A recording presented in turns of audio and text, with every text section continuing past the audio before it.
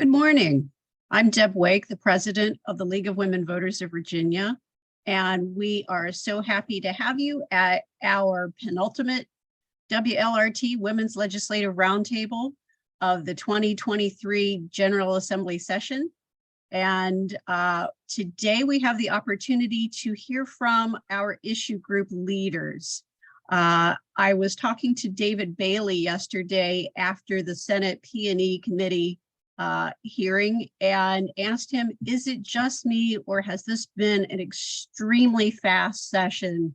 And he said he's heard it from many others. So this is our opportunity to catch a breath, catch up, see what's still active. And I will turn it over to Denise to introduce our first issue group leader. Thank you so much, Deb. Good morning, everybody. Here we go. We're so glad to see everybody, and we're going to get started right away. And I see her here. Whenever I think of housing, I always think of Alice. And so Alice and her team are going to, Alice is going to present to us and get us up to date on what's happening with affordable housing. Take it away, Alice. Thank you, Denise. Hi, everyone. So we, the Affordable Housing Committee had basically 5 legislative priorities. And so I'm going to go over those, but we had other bills, landlord tenant bills that we were supporting. So we had three of the 5 priorities were budget amendments. And unfortunately, none of them made it into either the House or the Senate budget bills that came out, I think, a week and a half ago. Those were to increase the Housing Trust Fund by $75 million, increase the eviction reduction program from 3 to 12 million, and actually start a new, basically a state-funded housing choice voucher program with 90 million. And like I said, none of those were included in the budget. However, strangely enough, there was a budget amendment that was included that no one really asked for, but it kind of happens like that sometimes in the General Assembly. And so there's $3 million in play for a pilot manufactured a mobile home park grant that would go to nonprofits or groups of residents living in mobile home parks to help them purchase the park. So I don't know what necessarily what the backstory is on that, but it just kind of happened serendipitously. So that that budget amendment may happen. Then the 2 bills that we were supporting were our priorities were a needs assessment and housing plan. And this is really the only bill that has passed, and there is money in the budget in both the Senate and the House budget to go to DHCD, like 400,000 in one and 500,000 in the other, to go to DHCD to actually implement this. And this is a really good thing. We're really happy about this. So what this would do is require DHCD to do a needs assessment and then a 5-year plan for how they're going to meet the housing needs around the Commonwealth, and then to report on this plan and how they're doing on an annual basis. So that's a really good thing. The second bill that we were supporting, which did not go through at all, was accessory dwelling units by right, meaning that it would require each jurisdiction to implement an accessory dwelling unit without having people who want to build one in their backyard or wherever, their side of the house, to go through all this special permitting process. That did not go through, died in both the Senate and the House. So there are about four actually, landlord tenant bills that are still in play. One of them, the most consequential one, would be to increase the pay or quit notice from 5 days to 15 days to 14 days rather. That is being is in the House. That is not going to pass. I mean, it's just not going to happen. It failed in the House. The House version failed, so that one's not going to pass. The other three will probably go through. One of them is about transparency in fees, application fees. That's a good thing, you know, not super consequential, but good. And another one would make it easier for tenants to recover their security deposits. That's also a good thing. I don't know how, you know, consequential that is. And the last one is also one that probably is not too consequential, but it curbs mass evictions by requiring landlords who are terminating 20 or more month-to-month leases at the same property at a time to provide those tenants with a 90-day notice. But all those things have to be in play. It has to be the same property. Everyone has to be on month-to-month leases, and they have to have be doing it for 20 or more tenants. So that's pretty much it. We had a lot of other bills that we were looking at, but most of them that we wanted to see passed did not get through their House committees. So that's all I have. I don't know if anyone has any questions or if I'm out of time anyway. There is a question that came into me privately. What is DHCD? Oh, sorry. That's the State Department, Virginia Department of Housing and Community Development. That's where the Housing Trust Fund monies go, and they get a lot of federal funds for housing. So the eviction prevention program is there. Anything most likely that goes into housing either goes there or is administered by Virginia Housing, formerly the Virginia Housing Development Authority. Okay, Denise, there are no questions in chat. Thank you so much, Joan. Well, again, Alice, thank you. Always so thorough and keeping us up to date. Let's give her a great big hand. So moving right along, another person who has agreed, she's even been wearing two hats, and is going to come and talk to us about behavior health and justice reform. And that's the wonderful Kalley. Take it away, Karen. Karen, you're muted. Good morning, everybody.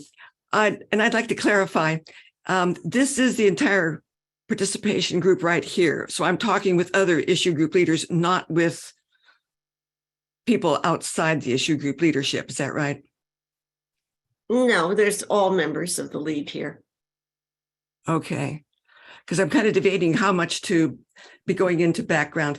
I would like to get into some background. I'd like to talk about the behavioral health side, the criminal justice side, and then there are a number of bills that we've been following that have both. Okay, just mention your bills and tell a little bit about it, and we're listening. Okay, thanks. All the league is listening. On the behavioral health side, I'd like to make a general comment that, as you may be aware, COVID has certainly had a huge impact, heavily on staffing, so that the services just simply aren't there, and the local providers are having to put sessions way out. A new wing that was put on the hospital out in Stanton is empty, no staffing. So that's been a big problem. Another one has been actually generating dollars for community services. This actually has been coming from our governor. He put it into his proposed budget. I mean, of the order of, I think it was like 80 million increase. And by the time you consider all of, now these are very round numbers, multiple proposals that was in his budget, it's of the order of nearly 300 million. Now, this is in response to COVID partly, I think, that especially, you may all know this, teenage girls have been showing up in the emergency departments and have been at higher rates of suicide and so forth. We think it's the social isolation. Anyway, that budget is working its way through. Comment on some specific bills that have to do with mental health. Oh, and Joan, were you able to load the spreadsheet? Yes, the new one is in the files. Yes. Thank you. So as far as mental health is concerned, a couple of them have not passed. One had to do with more education in the secondary schools. There was a good dose of that last year, so this was an effort for more. It did not pass. We were watching the notion of creating court-ordered treatment to be expedited for diversion in lieu of criminal adjudication. This would be where someone gets terribly upset and the police get called in and looking for a mechanism that they don't have to start getting a criminal record for even being imprisoned overnight to have things diverted. That did not make it, but there are local jurisdictions around the state that are just doing it independently. Northern Virginia has the money and the will and tends to be the place where that sort of thing is happening. One that did make it, where'd we go? Well, I'll let it go for now. So then on the criminal justice side, this is an area where I'm pleased to see that we have lots of positions at the state level and at the national level. But I don't think there's been a lot of attention locally in our league. So I'm hoping to change that. As you may be aware, you think of it as a spectrum between the Middle Ages or Jim Crow laws on the one end of being, really, really punitive, emphasis on eye for an eye, that sort of thing. On the other end of the spectrum, think of an attitude that is much more on rehabilitation. Well, our justice system, a criminal justice system in Virginia, has a lot on paper, but the money is very low. And we have been very much a part of this massive incarceration policy that started in the 80s and 90s, especially as the war on drugs. You throw the book at them and they're just, even if it's just for possession, not for sale, distribution, just for yourself. There were even laws back then that said you can't tell the jury that there's no longer any option of parole. Parole was just wiped out. So these are the kinds of things that we've been trying to address and watch on the bills this year. And let's see, about all that's come along that's relevant, and let me see my time. Yep. Is that there was an effort to increase attorney fees, and that's hanging in there. The attorney fees for defendants. The prosecuting judges, they've got all the state taxes behind them. I'm sure they wish they had more. The defense attorneys for criminal stuff, it's just about zip. Let me read just a little bit from a statement here. Attorney fees typically range from 100 to 300 per hour. But for the defense attorneys, figure it's closer to 100. And that you may end up having to spend many hours on a case, but there's a ceiling. And for the defense attorney, and the rest of it is just going to have to be off his own back. So one of the bills that was kind of interesting would say that if a judge was going to refuse more money, he would be required to state why and reference the laws that say, what are supposed to be the criteria. That did pass. Yeah, I think that one's still in play. Then there are the attorney fees for those for civil matters. One that had to do with Yeah.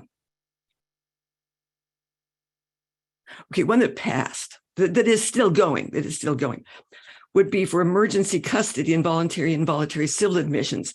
This would be a little bit of an overlap often with mental health. You've got to get an attorney in there quick.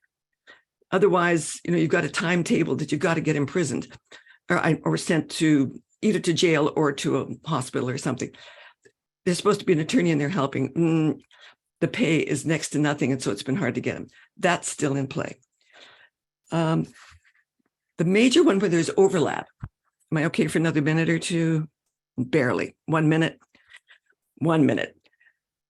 And this is one that's dear to my heart. And that's incarceration, isolated incarceration, sometimes called, let me get the features of this. Solitary confinement. Thank you. It's been name games for years. The current legislation uses the phrase, get ready, restorative housing. Now, where this is fair when it's applied to a person who maybe he's homosexual and he's fearful for his safety. There are a number of cases where the prisoner may require isolation. But there are other cases where that's restorative housing gets defined as anything more than 20 hours, regardless of the name of the housing unit. Well, at this, Virginia has been known and currently can still do it, can have people in solitary confinement for years. The Geneva Convention says the limit is 15 days. Our criminal system is woefully lacking community in ability to have oversight. It's a fiefdom. Slight overstatement, but that's what it feels like. Questions? Well, Karen, thank you so much for giving an overall view and letting us know it's either between the choice of draconian measures or humanitarian measures on the criminal justice reform and letting us know about mental health. Thank you so much. And so let's give her a big hand. She's taken on 2 issue groups, and now you all are getting a lot of understanding, a little bit more. A lot of you already know all the hard work and the things. We appreciate that. So moving on to another hardworking person or groups, all of you all are, even as members, is of course, Carolyn Caywood, who is taken up leading our environmental group. Take it away for us, Carolyn. Thanks. I'm going to talk first about the regulation of utility rates.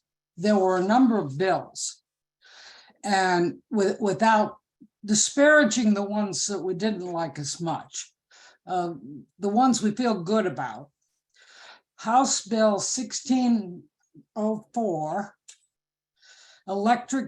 Virginia Electric Utility Regulation Act. This empowers the State Corporation Commission to adjust rates for Dominion and Appalachian Power so that if they see that earnings are likely to go way over what they should or under, though we've never seen that happen, they can adjust the rates so that they are closer to what they ought to be, sort of like what I have to do with the IRS.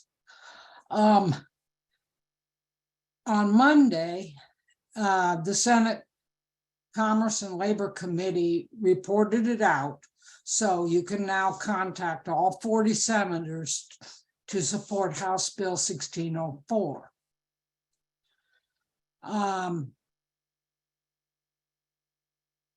Senate Bill 1321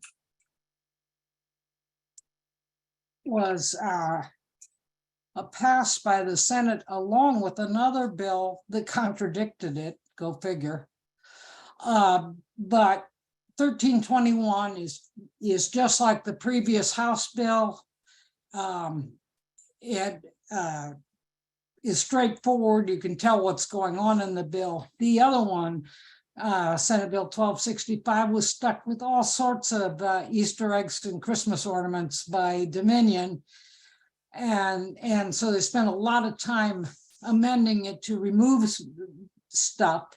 Then I don't know that they got all the stuff back out again. So the sensible thing is just to go with Senate Bill 1321, which you can tell what it stands for. Then moving on, a bill that everybody, I mean 99-0, everybody loved, is House Bill 2393. It doesn't need our help, but if you want to feel good, you can urge your senator to support it. I'm sorry, something I meant to say is Senate Bill 1321, going back a minute, and the other one were on the agenda for last night's House Committee on Commerce and Energy. I've been refreshing the screen all morning. I can't find out what happened, and I haven't had the time to sit there and listen to a 3-hour recording. So I don't know what they did with it. All right, so I mentioned 2393. The final bill that I thought I would mention is Senate Bill 1388. We joke a lot about Dominion as oversized influence on the legislature. Well, omega protein seems to also have a vast influence. And a bill to just ask the Virginia Institute of Marine Science to study the ecology of this little fish went through all kind of agony to get out of committees, but it is still fighting for life, and you can help it along.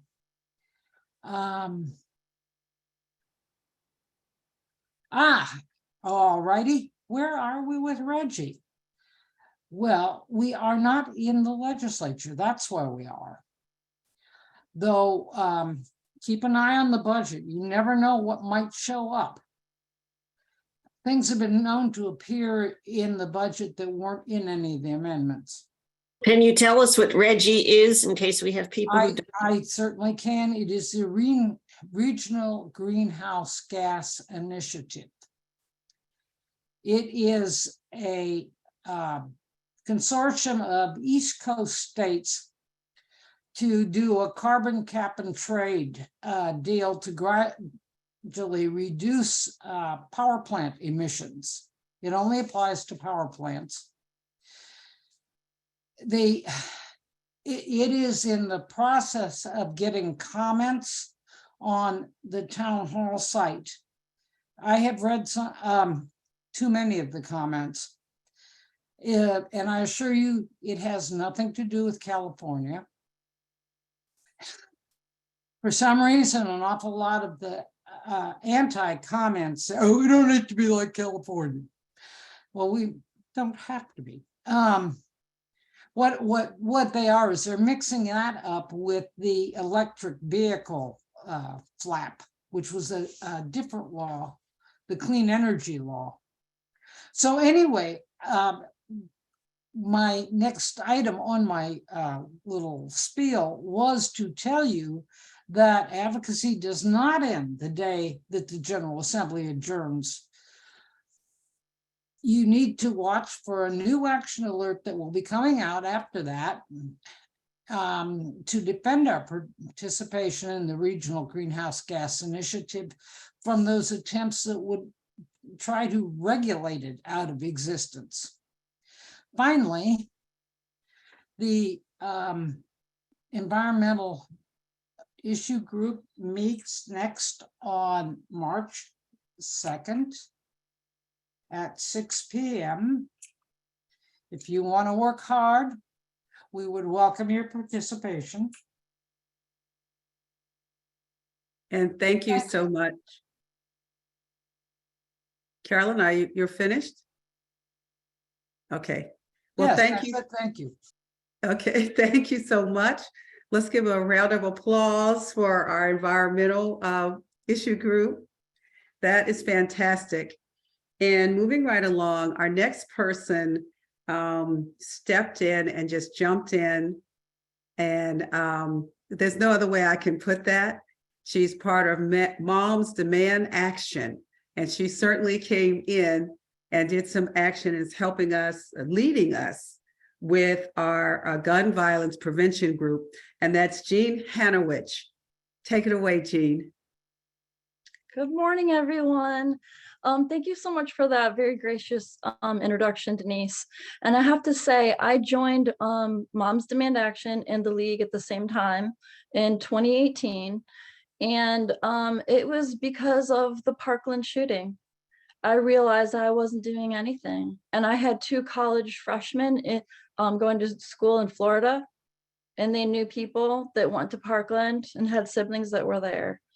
And, you know, this is a very personal issue for me. And these last few days have been really hard because Valentine's Day is the anniversary of the Parkland shooting. And then Monday night, there was there was a university shooting at the Michigan State University, and I'm wearing green today. And that's very difficult for me. I think I have 3 green shirts because I'm an alumni of the University of Michigan, but I'm wearing green because, you know, this affects all of us. I have nieces that are freshmen in college and no freshmen at Michigan State University that were on that campus. They had 15,000 students on lockdown that lived on campus. You know, so even if it's, you know, there's 3 people killed, 5 people still in intensive care, and but there's the trauma of all those students and all the people that care about them. And so this is a very, you know, this is a very personal issue for me. And one of the reasons why I wanted to join the League was to register voters. And that's what I did when I first joined. We registered high school students because we knew they were the future. So I have to say I'm a little bit disappointed, even though I knew it was going to be this way this year. The bills that we testified as the League, everything has failed. We have 1 bill left. And there was 2 bills that we testified against in the House and the Senate, which were basically there were bills that were trying to repeal a lot of the advances that have been made in gun violence prevention. And they passed in the House, and then they're getting killed in the Senate. And then the things that are for gun violence prevention have passed in the Senate and are dying in the House committees. So the first bill that we testified against was Senate Bill 1236 by Obenshain. And that would have repealed the local control of firearms, and that failed in the Senate Judiciary Committee. And then in the House, they actually passed in the Public Safety Subcommittee 1, and then in the full House, they passed the repeal of local control. But then, of course, it was killed in the Senate Judiciary Committee. And this is the pattern that we're following for pretty much all these bills. There was Senate Bill 901 by Senator Marsden, and that was regarding requiring the securing of firearms in your vehicle. That passed in the Senate, and it failed in the House Public Safety Subcommittee. Then there was Senator Favola had Senate Bill 909, which would have restrictions on the transfer of firearms. When you have a protective order and your firearms are taken away, if someone, it has additional restrictions. It can't be somebody living in your same house, and it has to be someone 21 years or older. That passed in the Senate and failed in the House subcommittee, again, for public safety. Then there was a Senate Bill 1139, which was our biggest hope for passage this year, especially considering the little boy that shot his teacher in Newport News. And that's regarding secure storage of firearms with in homes with children. That passed. Senator Boysko's Senate Bill 1139 passed in the Senate, but it failed in House Public Safety Subcommittee number 1. And then Delegate Simon had the companion bill to that, and that failed in that same subcommittee. Let's see here. Senator Evan had Senate Bill 1181, and that's would ban ghost guns. There's basically kits that you can buy to make guns that are unserialized, so they're untraceable. That passed in the Senate, and then it failed in the House subcommittee. Let's see here. The last bill that we have that's still surviving right now is Senator Surville. He has Senate Bill 1067, and that's a bill regarding red flag laws. And that's when someone has been deemed a danger to themselves or others that they need to have their firearms taken away from them. And this legislation would give specific situations for judges to consider when that's when that is appropriate. That has passed the Senate, and I just looked this morning, it was referred to the House of Delegates Court of Justice Committee, but it has not been assigned. They met on Monday and then they met again today, and I still don't see, so I don't know if they're just not gonna assign it or just we have to be a little bit patient. Like I said, it's frustrating. This year is pretty much, a status quo. And I was talking to everyone in the issue group meeting that we had yesterday. And it's, it's frustrating when you see that not much can happen, but yet they all can agree that the Chincoteague pony is the pony of Virginia. So we have that. But, but there's a saying in Mom's Demand that our founder, Shannon Watts, came up with, and it's called losing forward. So we need to keep showing up and, and showing our support and opposing things that we disagree with on these issues. And I appreciate your time. That's all I have. Oh, Jeanne, thank you so much. Did we give her our round of applause? That is fantastic. Does anybody have any questions? Because I just learned about ghost guns maybe a couple of years ago, because the big thing in schools at one point was about 3D printers. And I said, oh, you can make this with them and that. And then people said, yeah, but you can make, you can either get the kits and assemble it, and then you can do this and all these things. But thank you so much. We'll hope for that one little bill that is still alive. Does anybody have any? I know, Joan, do you see any questions in the chat? No, just some nice words about voting and needing to focus on voting, as Jeannie said.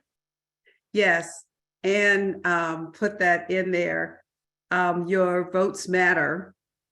And but thank you so much again, Jeanne, for that wonderful, all of you all, for this wonderful presentation and just keeping I this. did have one quick thing to talk about. Sure. And I haven't been around as long as a lot of you.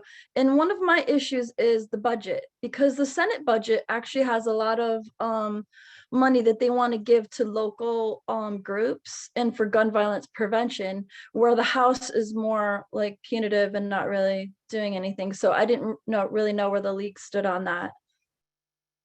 No, that's go ahead, Deb. You were going to say something about no. I can. I think on the whole, we favor the Senate budget. And I'm sorry, I'm a little bit foggy from driving up and back yesterday to testify for all of the voting and elections bills. But there was this, I attended the Commonwealth Institute, had a coffee on Monday, and said that the budgets show what you value. And I think that the Senate budget more reflects our values and our priorities than the House budget does. And we wish it were a more transparent process. The House conferees have been named to the Budget Committee, and the Senate, those will be named today. I agree, it's a moral document. And when I say conferee, what that means is that if there's a bill that passes from one chamber to another and they don't agree on the language, then they go into conference, and the committee members are called conferees. And because it's not a transparent process, it's very hard to engage. But we will as much as we can. And if there are things in the budget, then email Denise and tell her that there are things that we need to have an action alert or whatever, and we can try to combine those. The other thing is that so the governor will have until, I believe it's the 27th of March, to respond to all of the bills that come on his desk. And then on April 12th, the body will reconvene. And the governor in Virginia does have line item veto authority. And if there is an item in the budget, like guns, then he can use that as a vehicle to promote other legislation. And so it's another avenue that we need to be aware of and watchful of.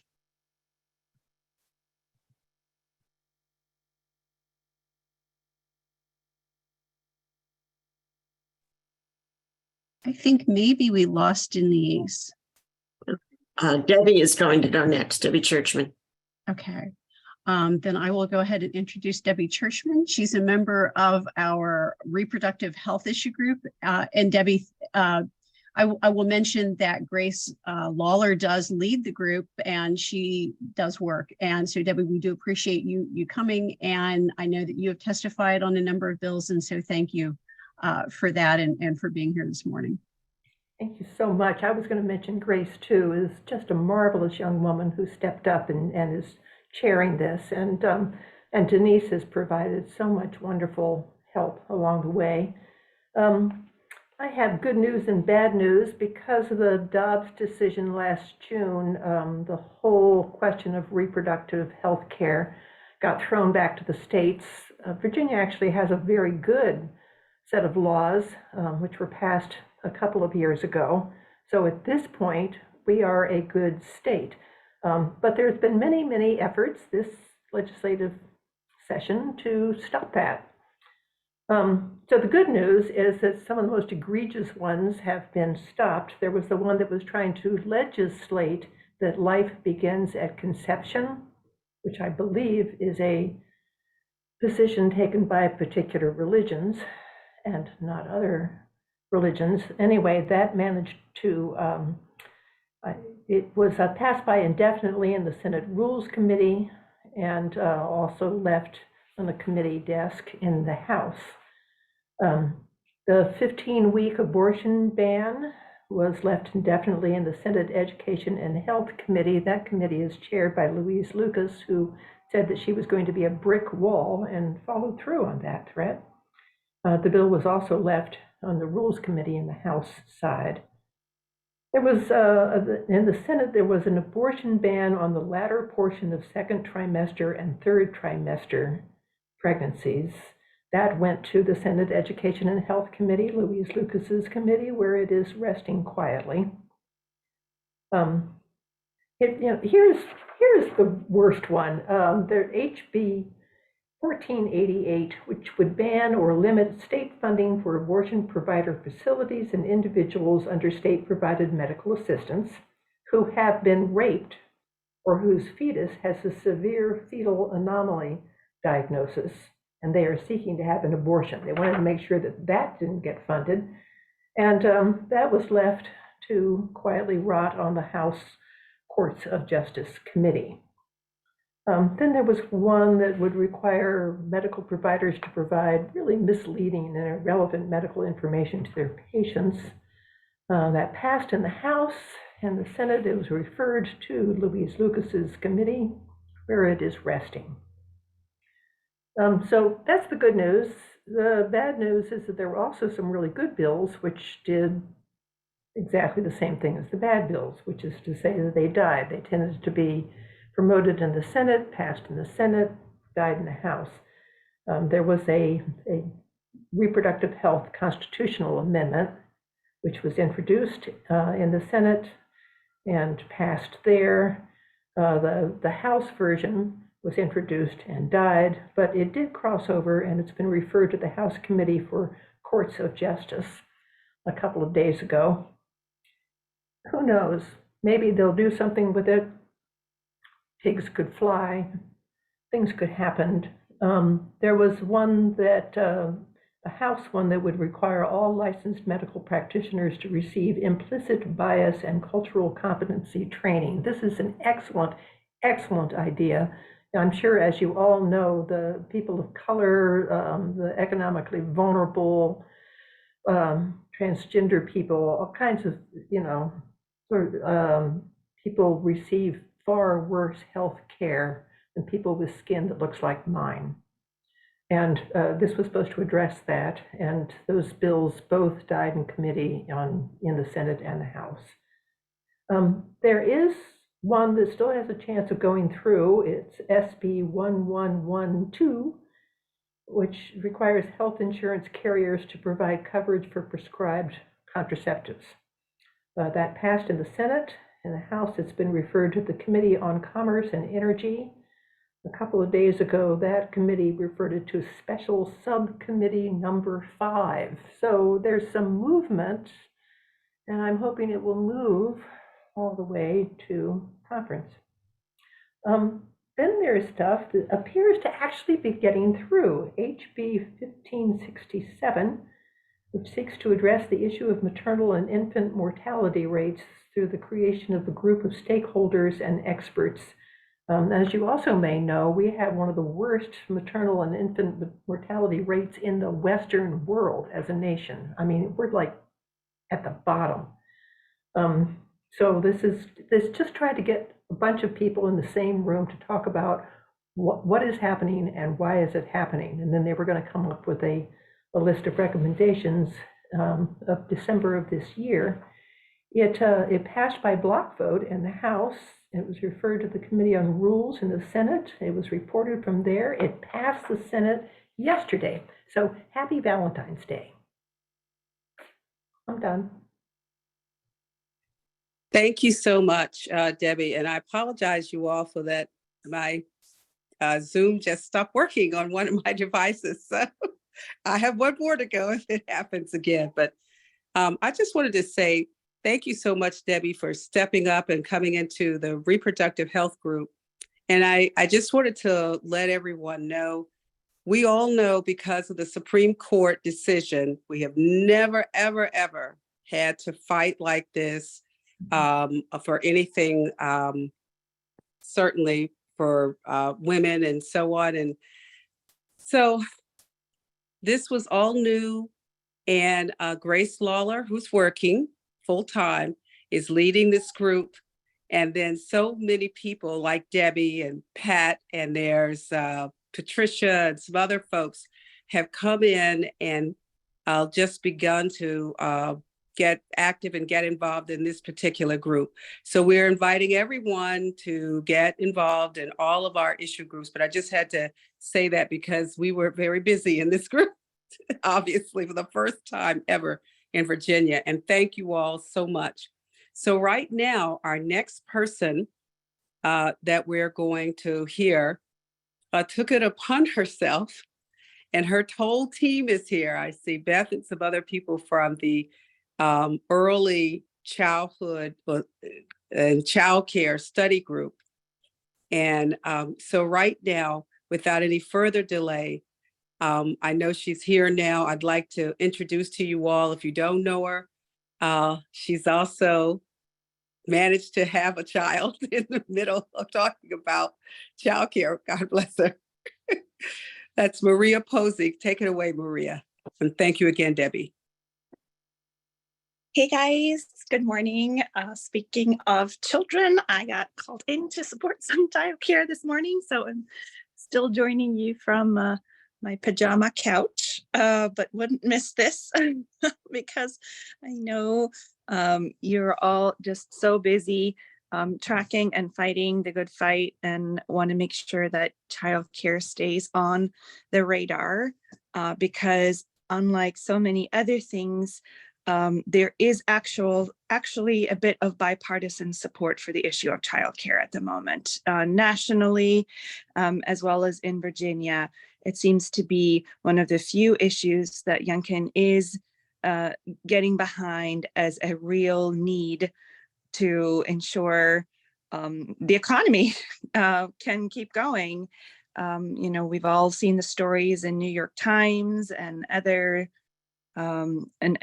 publications almost daily addressing the worker shortage, and there's no way to address the worker shortage without addressing the need for working families to have somewhere for their children to go.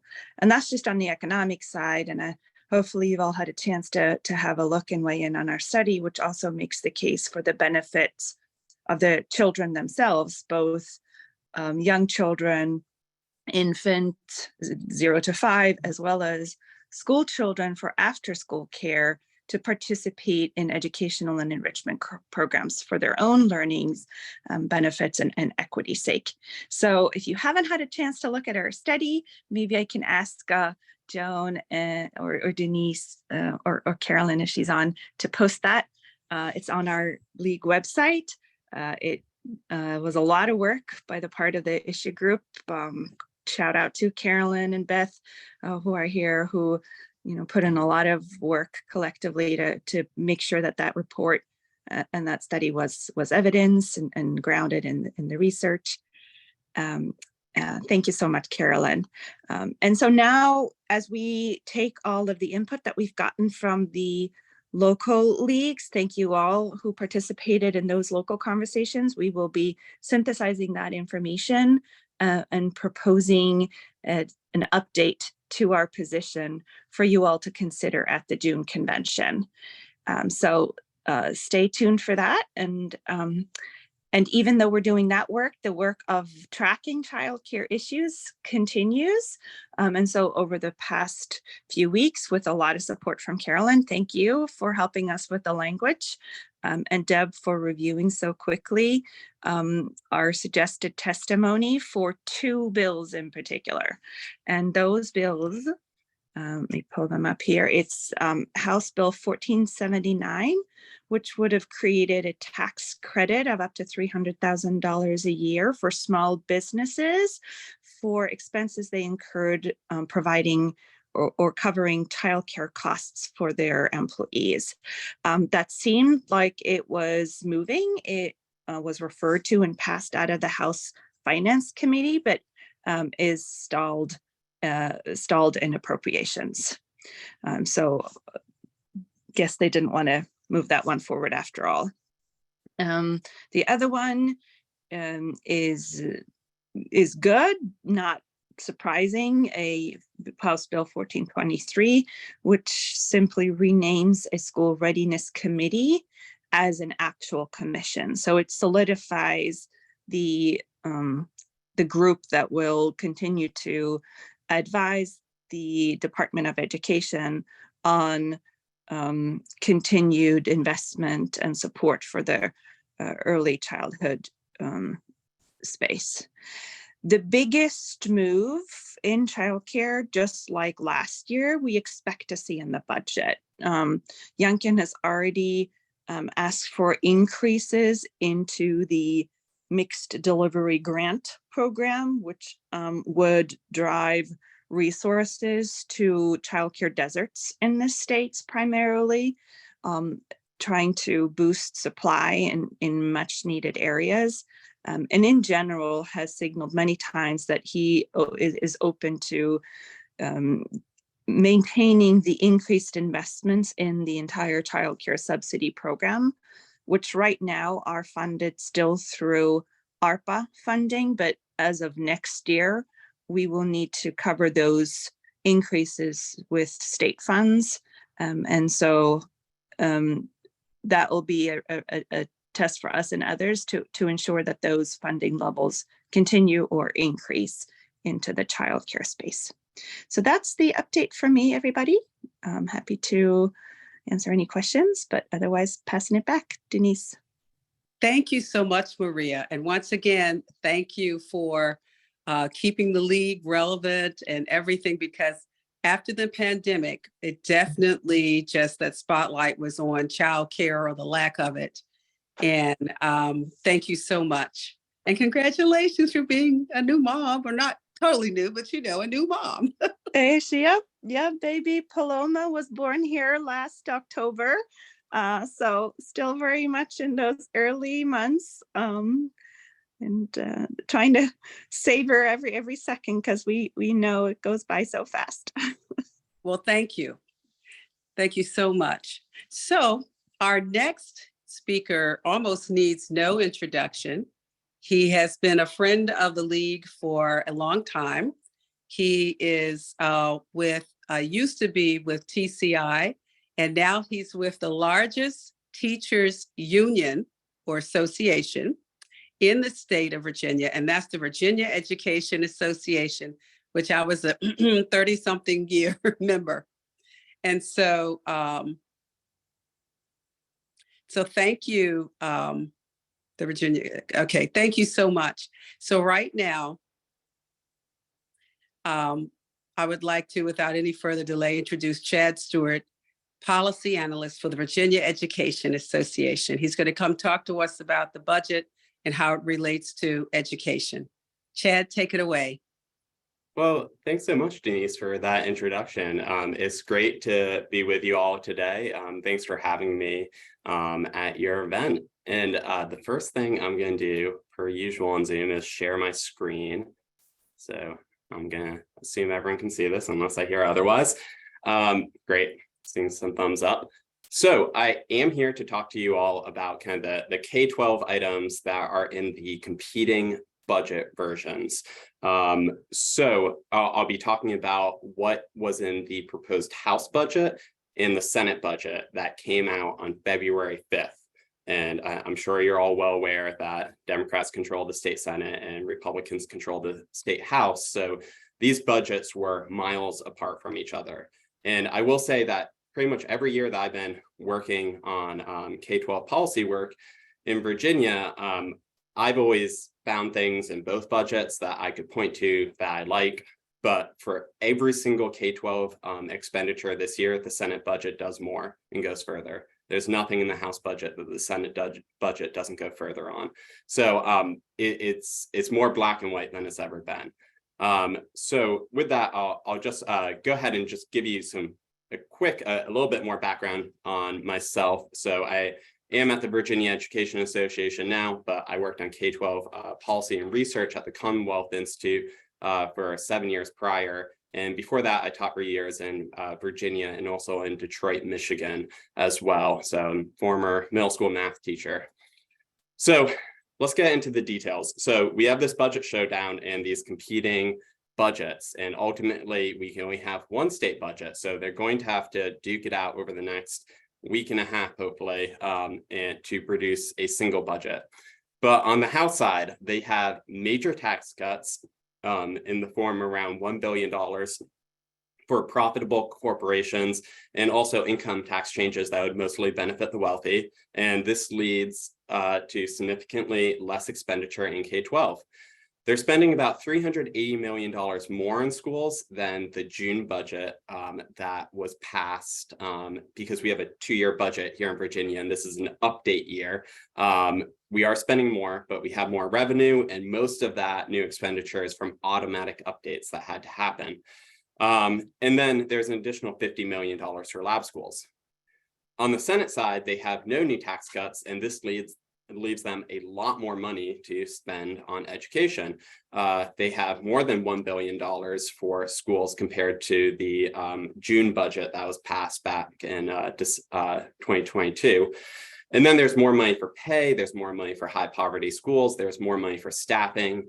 And holistically, when you look at like the total expenditures and compare them to what was proposed in Governor Youngkin's budget in December, on a per student basis, the Senate just is spending so much more per student, particularly this 330 bar in the end is for schools with the highest share of students living in poverty. So pretty equitable distribution and increase that we'd like to see.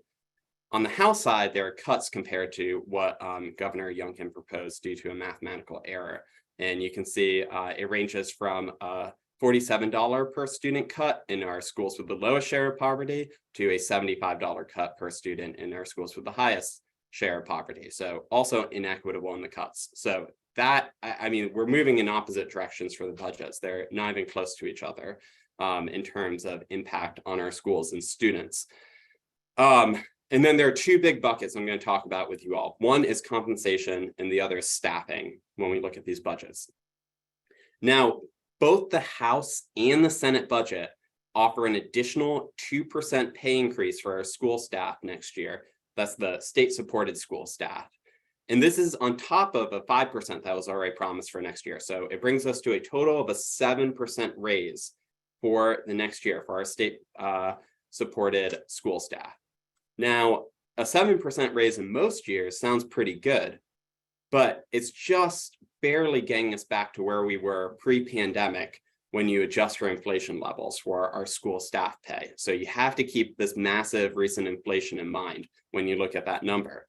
On the Senate side, they go further with a few different pay items. They propose tripling the stipend for teachers that go through the rigorous national board certification process from $2,500 a year to $7,500 a year. So a big incentive to go through that rigorous development process and keep our best teachers in the classroom and not leaving the profession or going on to administration, but keeping them where they're most effective. And then the Senate also includes $140 million for a one-time bonus for our school staff as well. In terms of what we're looking at for what a 7% increase gets us, I mentioned it would get us back to 2019-20 school year levels of pay when we adjust for inflation. We'd still be below what we used to pay pre-Great Recession for teachers when we adjust for inflation. So we're not doing the most for teachers and school staff this year with that 7% pay increase. We've never gotten back to what we used to pay pre-Great Recession for those levels, even though we have incredibly high vacancy rates and staffing shortages now. And we'd still be thousands of dollars below the national teacher pay average, even with this 7% increase next year. So we still have a long way to go on compensation, and this additional 2% is not going to quite get us there in this budget cycle. So we have more fighting to do on that front. When we look at the national average teacher pay, that's this blue line in this graph, and compare it to the Virginia average teacher pay over time, and this is all inflation adjusted over the past 50 years, you can see that we never have gotten quite to the national teacher pay average. Came really close in the late 80s, early 90s, but then we kind of dip back down. And so just because we get close doesn't mean it's a guarantee we're going to get there.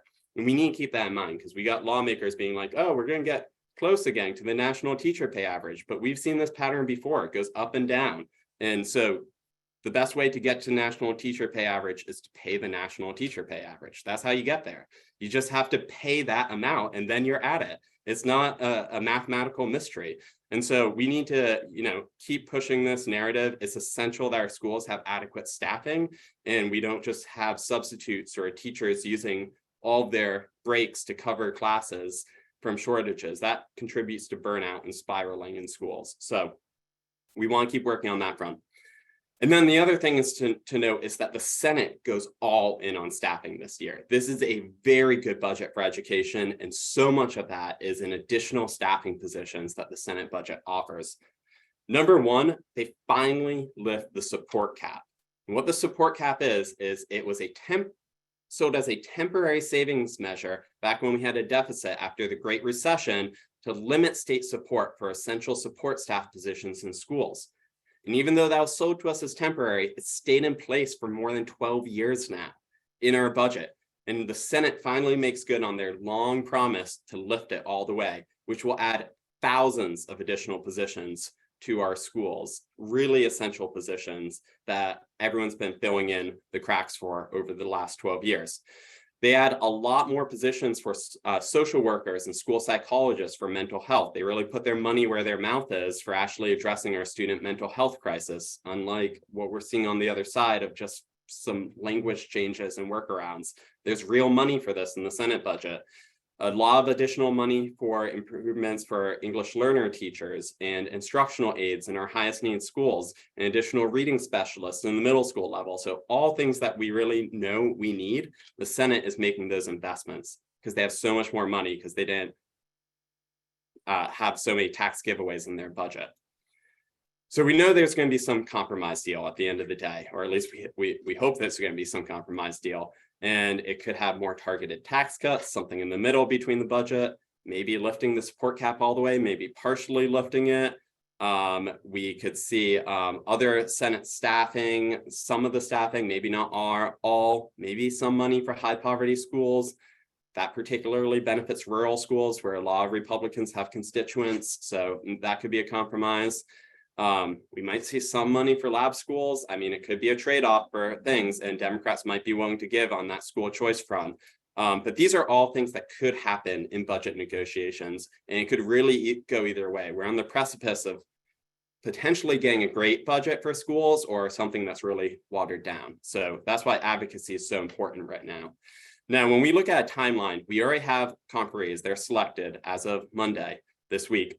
Conferees are the folks elected from each chamber to negotiate that final budget. They're going to start meeting right now. I mean, they're probably meeting tonight and this weekend. They're negotiating that budget. Senate is the session's supposed to end on February 25th, which is when we should have a budget by. We might not. We might have a special session that's called to finalize and wrap it up through March. Reconvene sessions supposed to start on the 12th, and then we might have a delayed reconvene session. And ultimately, some budget needs to be signed by June 30th, or hopefully it will be. I'm going to just leave this presentation with you all. I sent it over to folks at LWV, and there are some targets I recommend you contact who are going to be kind of the main folks making the decisions for this final budget. So you all will have these slides and you can target these folks in both the Senate and the House. And I will leave it all there. I know that was a lot of information to throw at you. Thank you, Chad. We do have a question. Were all of the bills concerning the 529 program in Virginia intended to add to K-12 tuition to the college funding program? You know, that is a question that I don't have as much expertise in. I focus on the K-12 in my policy world. So I don't think that I could give you a great answer to that. Sorry about that. But if you want, email me. Someone on our staff would know that answer.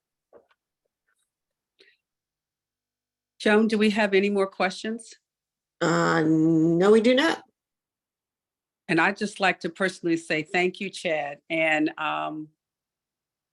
we can find out some more information about that question, but I would like us to give him a rounding applause, because I mean, he just really just defined, quote, who do we value? If we value our children, we'd have to, and the people who are, you know, working with our future, we certainly have to fund them. And I don't know why I'm a little frozen. Can you hear me?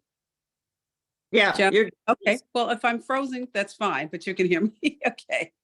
So that is it. And do we give him a round of applause? I'm on my phone now because my Zoom stopped. Yes. Thank you so much. Thank you. And thank you, Chad, so much. Thank you all. It was great being with you. And please reach out if you ever need anything on the K-12 policy front. Thank you. And I would just like to add thanks for your leadership in the Fund Our Schools coalition, of which our orgs are both members, and so appreciate your leadership. So thank you. Well, back at you all. We really appreciate it. And Denise is head of our legislative committee, which has been meeting a lot these days and making a lot of hard and fast decisions. So we really appreciate Denise over there. Thanks, Chad. I appreciate y'all. Thank you all. Have a good one. You too. Bye-bye. And so right now, you don't have to be able to see me, even though it looks like I'm frozen. I'm just going to give a little brief update. You know, Grace is working, and she also does 2 issue groups for us. And that's, of course, domestic violence. So yes, I'm thawed. Thank you so much, Carolyn. It's fine. But so all I want to do is just give you, there are actually 4 bills that they were following. And I would like to say 2 of them are part of our partnership with the American Association of University Women. And so they concern some issues that pertain to women in the workplace. So the first one of these bills is HB 2148. And this particular, the chief patron was Delegate Guzman. And it's employment discrimination, employee notification of federal and state statute of limitations and that kind of thing. Well, that was effectively killed in the House.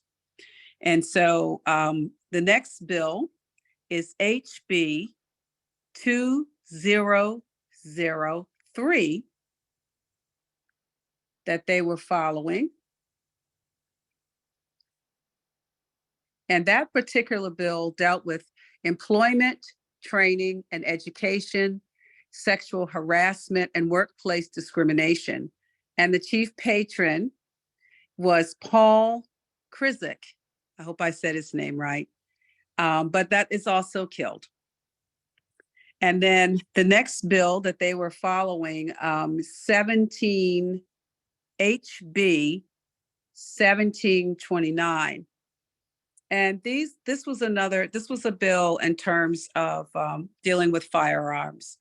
And so it's basically transferred to another person from a prohibited person. I think maybe even Jeanne even alluded to this one.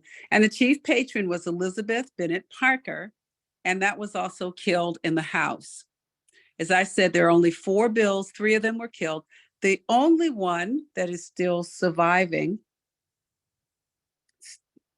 still alive, is the chief patron is Rob Bell. It is HB 1673.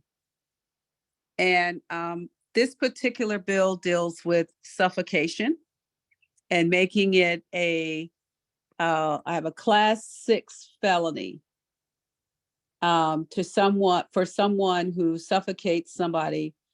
And it is, let me see where it is now. I just had it written. I'm so sorry. I'm on 2 other devices. I don't know why I had them for backups, but it's worked. That bill is still alive, and it is referred to the committee, the Senate committee, to the Senate Judiciary Committee. And so that's it. That's all I really have to say about the domestic violence bills. And thank you, I value y'all's time, but thank you all so much for being supportive. And I hope you will join our issue groups. And I'm going to remain a little bit, those folks, Williamsburg or what have you. And Deb, take it away. So thanks, Denise, and thanks to all of our issue group leaders and our issue group members. Joan, if you would put into the chat one more time, if you wish to join an issue group, there's always time, and there's always plenty to follow. While we're in the General Assembly session, there's lots to do for advocacy, and the rest of the year, there's plenty to do for education and self-learning to prepare us for the next General Assembly session. So thank you all so much. And members, please watch for the action alerts. It's going to be a really quick sprint to the finish here. And we will see everybody next week, and we should have a really final good idea of what's left at that point. So thanks again. Thank you for your advocacy and your support, and have a great rest of your day. Thank you. Pat, are you